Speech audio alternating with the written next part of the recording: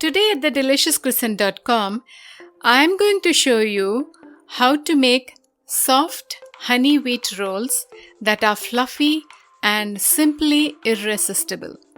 I will share the secrets to keep these homemade wheat rolls fresh and soft for days. This is a great way to increase fiber in your recipes and so tasty and wholesome. Now let's make it. The first secret is Tangzhong, a Japanese technique. Combine some bread flour with water to make a smooth paste. Add rest of the water and cook at medium heat, making sure there are no lumps. Once it cooks to a thick paste, allow it to cool. It will thicken further while cooling, and we will use that later. Warm up the milk to the temperature listed on the yeast packet and pour into the bowl. Then scatter the yeast. Sprinkle some sugar. Let it stand in a warm place for about 5 to 10 minutes until it foams up. Add about half the flour, honey, fit a dough hook and run the mixer at low speed until just combined. Allow to rest for 20 minutes to let the flour absorb the liquid and swell up. Add the Tangzhong paste, eggs, salt and combine. Another secret is to add some dry milk powder and it softens the dough.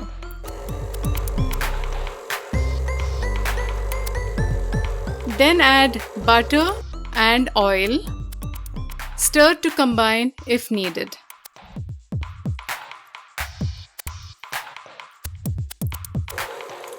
Let the mixer run at low speed until well incorporated.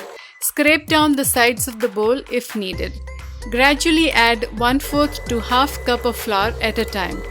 Go slow and give enough time for the flour to absorb the liquids, or you will end up using more flour and the rolls will not be moist. Another trick is to use vital gluten, which enhances gluten development and can be useful for new bakers. Increase the speed and knead the dough for about 5 minutes until smooth and soft. The dough can be a bit sticky and that's okay.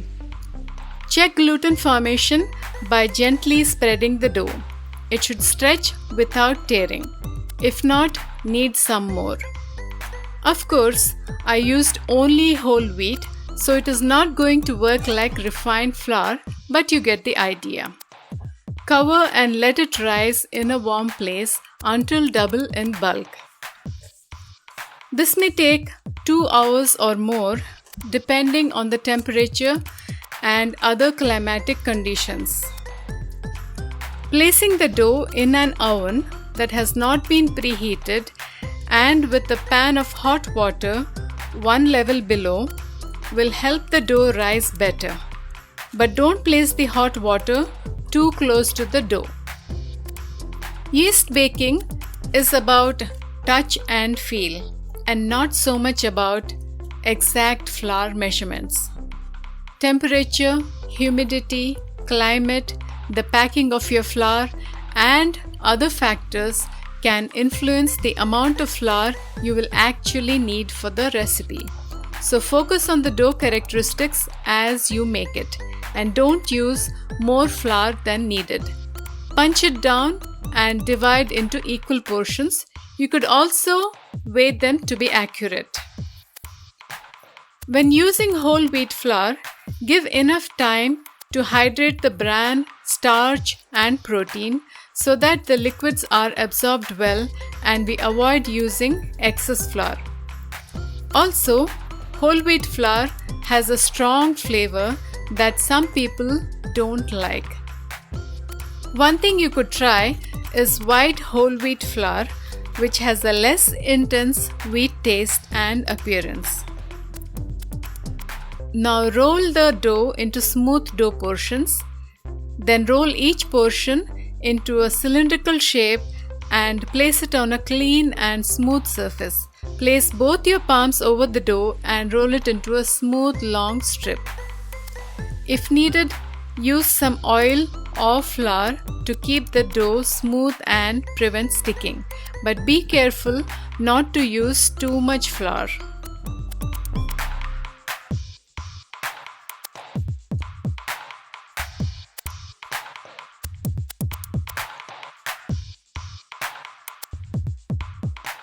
Fold it over to make a loose knot and bring the ends of the string on the other side and pinch together to seal it well.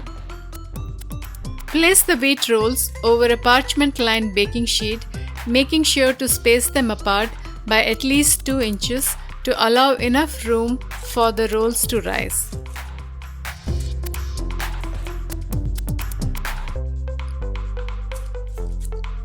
Cover with a towel or cling wrap and allow the rolls to rise until double in size, and this may take up to 30 minutes.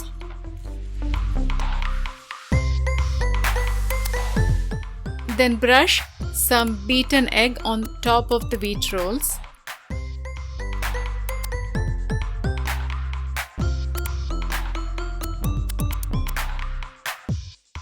Sprinkle some seeds or almond slices on the top, which adds a nice flavor, texture and appearance, and this may be especially good for wheat rolls.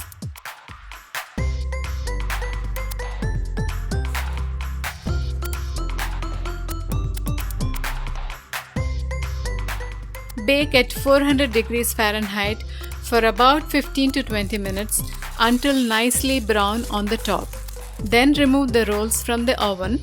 Stir some melted butter with honey or grated garlic and brush the rolls immediately. I use less butter in the dough, but this brush of butter adds a nice flavor, shine and softness that is more perceptible. And see how soft and fluffy they are? So this is how we get super soft wheat rolls using all the tricks. Now if you enjoyed this video, please like, share and subscribe. And don't forget to click that little bell icon so that you get notifications every time we post a new recipe. Thanks for watching. See you next time.